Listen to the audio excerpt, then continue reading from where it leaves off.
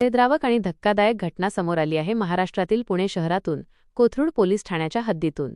कोथरूड परिसरातील एका वस्तीमध्ये रमेश भोसले नावाचा एक 46 वर्षीय व्यक्ती त्याची पत्नी आणि एका 10 वर्षांच्या लहान मुलीसोबत राहत होता। रमेशचा स्वतःचा एक दुचाकी रिपेअरिंगचा गॅरेज होता।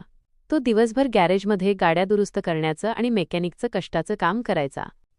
घरी त्याची पत्नी कविता भोसले राहायची। कविता ही आपल्या 10 वर्षांच्या मुलीला शाळेत सोडणे, घर सांभाळणे ही कामे करायची। मुलगी दिवसभर शाळेत आणि त्यानंतर संध्याकाळी ट्युशनमध्ये व्यस्त असायची। तर नवरा रमेश हा सकाळीच गॅरेजवर गेला की थेट रात्रीच थकून घरी यायचा। यामुळे दिवसभर कविता घरात अगदी एकटीच असायची। घरातील थोडीफार कामे आवरली की टीव्ही पाहणे आणि बाकीचा संपूर्ण वेळ आपल्या स्मार्टफोनवर घालवणे हा तिचा दिनक्रम बनला होता। मोबाईलमध्ये ती विशेषतः फेसबुक आणि इंस्टाग्रामवर खूप ॲक्टिव्ह असायची। तिथे वेळ घालवण्यासाठी तिने तिच्या प्रोफाईलवर तिच्या तारुण्यातला लग्न होण्यापूर्वीचा एक अतिशय सुंदर फोटो डीपी म्हणून ठेवला होता। तो फोटो पाहून अनेकांना वाटायचं की ही एखादी विशीतली अविवाहित आणि सुंदर तरुणी आहे। त्यामुळे अनेक लोक, विशेषतः 18 ते 20 वर्षांची तरुण मुले तिला दररोज मेसेज करायचे। या सगळ्या प्रकारात कविताला एक वेगळीच मजा यायची। नवऱ्याकडून मिळणारा वेळ कमी असल्याने तिला या अनोळखी लोकांकडून मिळणाऱ्या अटेन्शनची सवय झाली होती।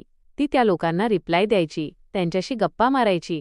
अनेक लोक तिला फॉलो करायचे, तिच्या फोटोंवर लाईक्सचा वर्षाव करायचे। अशातच एक दिवस रोहन नावाच्या एका 21 वर्षांच्या मुलाचा तिला मेसेज येतो। रोहन हा एका श्रीमंत घरातील आणि पुण्यातच एका मोठ्या कॉलेजमध्ये शिक्षण घेणारा तरुण होता। रोहन आणि कविता या दोघांची इंस्टाग्रामवर ओळख होते आणि चॅटिंग सुरू होते। रोहनला अजिबात माहिती नव्हतं की कविताचं खरं वय 41 वर्षे आहे आणि ती एका 10 वर्षांच्या मुलीची आई आहे। तो तिच्याशी एका तरुणीसारखाच संपर्क ठेवून होता। हळूहळू त्यांचं चॅटिंग फोन कॉल्समध्ये बदललं आणि अनेकदा या दोघांनी एकमेकांसोबत व्हिडिओ कॉलसुद्धा केला। व्हिडिओ कॉलवर रोहनला थोडा अंदाज आला होता की ही महिला वयाने थोडी मोठी असावी, पण तिच्या बोलण्याच्या स्टाईलमुळे आणि तिच्या रूपाची त्याला भुरळ पडल्यामुळे त्याने वयाकडे दुर्लक्ष केले। त्याला फक्त तिच्याशी जवळीक साधायची होती आणि कवितालाही आपल्या एकाकीपणात रोहनसारख्या तरुण मुलाची साथ हवीहवीशी वाटू लागली होती। एक दिवस रमेश कामानिमित्त गॅरेजवर गेला होता आणि मुलगी शाळेत होती। कविताने ठरवलं की आता रोहनला आपल्या घरी बोलावून घ्यायचं। तिने रोहनला पत्ता दिला आणि त्याला घरी बोलावलं। रोहन जेव्हा पहिल्यांदा तिच्या घरी गेला तेव्हा दोघे समोरासमोर बसले। त्यांच्यात बऱ्याच विषयांवर चर्चा झाली आणि तेव्हा कुठेतरी रोहनला स्पष्टपणे समजलं की ती महिला 41 वर्षांची विवाहित स्त्री आहे। पण तोपर्यंत तो तिच्या प्रेमात आणि वासनेच्या जाळ्यात पूर्णपणे अडकला होता। त्यानंतर हे दोघे एकमेकांच्या इतके जवळ आले की त्यांना नात्याचं, वयाचं आणि समाजाचं कोणतंही भान राहिलं नाही। त्या दिवशी त्यांनी सर्व मर्यादा ओलांडल्या आणि एकमेकांसोबत अनैतिक शारीरिक संबंध प्रस्थापित केले। यानंतर हा एक नित्यक्रमच बनला। ज्यावेळी रमेश घरी नसायचा, कविता रोहनला आपल्या घरी बोलवायची। तिला आता आपल्या नवऱ्यापेक्षा रोहनसोबत वेळ घालवणे जास्त आवडू लागले होते। पण रमेश हा तिचा नवरा होता आणि त्याच्या कमाईवर तिचं घर चालत होतं, त्यामुळे ती त्याला सोडू शकत नव्हती। आणि दुसरीकडे रोहन हा अजून शिक्षण घेत होता, तो स्वतः काहीच कमवत नव्हता। दुसरीकडे रमेशला आता आपल्या पत्नीच्या वागणुकीत झालेला बदल खटकू लागला होता। तिचं सतत फोनवर असणं, घरात लक्ष नसणं यामुळे त्याला तिच्या चारित्र्यावर संशय येऊ लागला। त्याला वाटू लागलं की आपल्या पत्नीचे बाहेर कुणाशीतरी अनैतिक संबंध सुरू आहेत। यावरून तो गॅरेजवरून थकून आल्यावर घरात कवितासोबत रोज भांडण करू लागला। तू दिवसभर फोनवर कोणाशी बोलतेस? मी घरात आल्यावर तू माझ्याशी नीट वागत का नाहीस? असे प्रश्न तो विचारू लागला। घरातील हे वाद इतके वाढले की रमेशने या सर्व गोष्टी कविताची सख्खी बहीण स्नेहा हिला बोलावून समजून सांगितल्या। स्नेहाने परिस्थितीचे गांभीर्य ओळखले आणि तिने आपल्या बहिणीला म्हणजेच कविताला एकांतात खूप समजावण्याचा प्रयत्न केला। तुझं जे काही बाहेर चालू असेल ते त्वरित थांबव, नाहीतर तुझा संसार उद्ध्वस्त होईल, अशी ताकीद तिने दिली। पण कविताला रोहनचा असा काही नाद लागला होता की तिला बहिणीचा उपदेश अजिबात ऐकायचा नव्हता। तिला रोहनशिवाय काहीही सुचत नव्हतं। कविताने अनेकदा रोहनला सांगितलं होतं की माझ्या नवऱ्याला आपल्या संबंधांबद्दल संशय आला आहे, त्यामुळे आता आपलं भेटणं कठीण होणार आहे। पण रोहनलाही आता तिची इतकी सवय झाली होती की त्याला तिला सतत भेटावंसं वाटत होतं। नवऱ्याच्या सततच्या कटकटीमुळे आता दोघांनाही वाटू लागलं होतं की रमेश हा त्यांच्या प्रेमात आणि शारीरिक सुखात एक मोठा अडथळा बनला आहे। यानंतर कविताच्या डोक्यात एक भयानक विचार आला। तिने विचार केला की जर माझा नवराच या जगात राहिला नाही तर माझ्या आणि रोहनच्या मध्ये कोण येईल? मग आम्ही कायमचे एकत्र राहू शकू। तिने हा भयंकर प्लॅन रोहनला सांगितला। रोहनलाही हा विचार पटला। त्याने इंटरनेटवर आणि क्राईम शोजमध्ये अनेक ठिकाणी सर्च केलं की एखाद्याचा खून कसा करायचा आणि खून केल्यानंतर तो नैसर्गिक मृत्यू कसा भासवायचा, जेणेकरून पोलीस त्यांना पकडू शकणार नाहीत. शेवटी या दोघांनी मिळून एक अतिशय थंड डोक्याने कट रचला. या कामासाठी रोहनला कुणाच्या तरी मदतीची गरज होती. कविताने रोहनच्या बँक अकाउंटवर 25,000 रुपये ट्रान्स्फर केले आणि त्याला सांगितलं, तू तुझ्या एका विश्वासू मित्राला या कामासाठी तयार कर.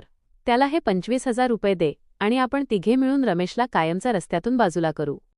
तारीख होती 15 मार्च 2025. ठरल्या प्लॅननुसार रात्रीची वेळ झाली. रमेश नेहमीप्रमाणे गॅरेजचे काम संपवून थकून घरी आला. घरी आल्यावर नवरा बायकोमध्ये पुन्हा त्याच कारणावरून थोडी बाचाबाची झाली. त्यानंतर ते कसेबसे जेवले आणि दोघेही वेगवेगळ्या खोल्यांमध्ये झोपण्यासाठी गेले. मध्यरात्रीच्या सुमारास कविता उठली. तिने खात्री केली की रमेश गाढ झोपेत आहे. तिने लगेच रोहनला फोन केला आणि त्याला त्याच्या मित्रासोबत घरी बोलावून घेतले. प्लॅनचा एक भाग म्हणून घरी येण्यापूर्वी रोहन एका मेडिकल स्टोअरवर गेला. त्याने तिथे जाऊन मोठ्या प्रमाणावर काही विशिष्ट शक्तिवर्धक वायाग्रा टॅब्लेट्स आणि कंडोमची पाकिटे मागितली. एवढ्या रात्री आणि इतक्या मोठ्या संख्येने या गोळ्या मागताना रोहन प्रचंड घाबरलेला होता. त्याच्या कपाळावर घाम आला होता. मेडिकल स्टोअर चालवणाऱ्या माणसाने त्याच्याकडे थोड्या संशयास्पद नजरेने पाहिले, पण पैसे मिळतात म्हणून त्याने ते सामान त्याला देऊन टाकले. रोहन ते सामान खिशात कोंबून घाईघाईने तिथून निघाला. रोहन आणि त्याचा मित्र कविताच्या घरी पोहोचले. कविताने हळूच दरवाजा उघडला. तिघेही रमेश झोपलेल्या खोलीत गेले. रमेश गाढ झोपेत होता. क्षणाचाही विलंब न लावता या तिघांनी त्याच्यावर झडप घातली. रोहनच्या मित्राने रमेशचे हातपाय घट्ट पकडून ठेवले आणि रोहन व कविताने मिळून रमेशचा गळा आवळला. रमेशला अचानक जाग आली. त्याने स्वतःला वाचवण्यासाठी खूप धडपड केली, हातपाय मारले, पण 3 जणांच्या ताकदीपुढे त्याचे काहीही चालले नाही. शेवटी रमेशचा श्वास कोंडून जागीच मृत्यू झाला. रमेशचा जीव गेल्यानंतर त्यांनी त्यांच्या प्लॅनचा दुसरा टप्पा सुरू केला. रोहनने आणलेले कंडोमचे काही रिकामे पाकीट त्यांनी मुद्दाम बेडरूमच्या कचऱ्याच्या पेटीत आणि सोबतच त्या शक्तिवर्धक गोळ्यांची काही रिकामी पाकिटे रमेशच्या खिशात आणि आजूबाजूला विखुरून ठेवली, जेणेकरून असे वाटावे की रमेशने या गोळ्यांचा ओव्हरडोस घेतला होता. हे सर्व खोटे पुरावे पेरून झाल्यानंतर रोहन आपल्या मित्राला घेऊन गुपचूप तिथून पसार झाला. दुसरीकडे कविता आता रात्र संपण्याची आणि आपला खोटा ड्रामा सुरू करण्याची वाट पाहत होती. जसजशी सकाळ झाली, कविताने आपला प्लॅन सुरू केला. ती घराबाहेर आली आणि जोरजोराने रडत, टाहो फोडत ओरडू लागली. तिचा आवाज ऐकून आजूबाजूचे सर्व शेजारी तिथे गोळा झाले. सर्वांना प्रश्न पडला की धडधाकट असलेल्या रमेशला अचानक काय झाले. तेव्हा रडत रडत कविताने सर्वांना सांगितले की रात्री त्यांनी खूप जास्त शक्तिवर्धक गोळ्या खाल्ल्या होत्या आणि त्यामुळेच त्यांना अटॅक आला आणि त्यांची ही अवस्था झाली. थोड्याच वेळात रमेशच्या घरच्यांना आणि नातेवाईकांना बोलावण्यात आलं. तिथे कविताची बहीण स्नेहासुद्धा आली. पण स्नेहाला पहिल्या क्षणापासूनच कविताच्या बोलण्यावर आणि या सगळ्या प्रकारावर संशय येत होता, कारण रमेशने काही दिवसांपूर्वीच स्नेहाला या दोघांमधील भांडणांबद्दल आणि कविताच्या संशयास्पद वागणुकीबद्दल सर्व काही सांगितले होते. आपल्या जिजूचा मृत्यू केवळ काही गोळ्या खाल्ल्याने झाला आहे, यावर स्नेहाचा अजिबात विश्वास बसत नव्हता. थोड्याच वेळात कोथरूड पोलीस घटनास्थळी दाखल झाले.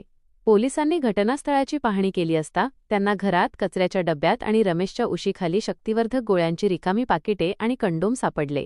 प्राथमिक तपासात पोलिसांनाही असेच वाटले की खरोखरच हा मृत्यू या गोळ्यांच्या ओव्हरडोसमुळे ओव्हरडोस झालेला असावा. त्यांनी घटनास्थळाचा पंचनामा केला आणि रमेशची डेड बॉडी शवविच्छेदनासाठी पोस्टमॉर्टम ससून हॉस्पिटलमध्ये पाठवून दिली. पोलिसांना जरी हा ओव्हरडोसचा प्रकार वाटत असला तरी स्नेहा मात्र शांत बसली नाही. तिने थेट पोलीस स्टेशन गाठले आणि तिथे जाऊन रीतसर तक्रार दाखल केली. तिने पोलिसांना सांगितले की माझ्या जिजूंचा मृत्यू नैसर्गिक किंवा ओव्हरडोसमुळे झालेला नाही, तर त्यांचा खून झाला आहे असा मला दाट संशय आहे. तुम्ही माझ्या बहिणीची एकदा कसून चौकशी करा.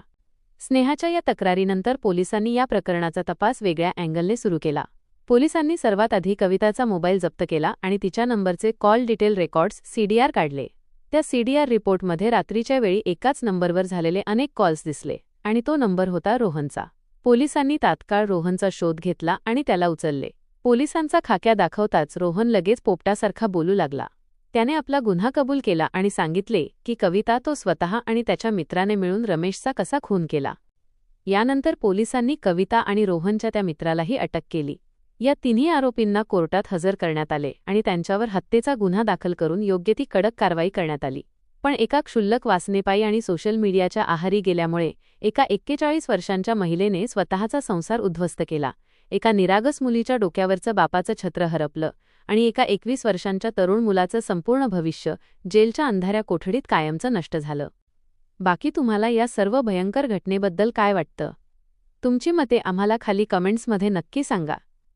आणि जर तुम्हाला हा व्हिडिओ आवडला असेल आणि अशाच सत्य घटनांवर आधारित कथा ऐकायच्या असतील तर व्हिडिओला एक लाईक करून आपल्या चॅनलला नक्की सबस्क्राईब करा.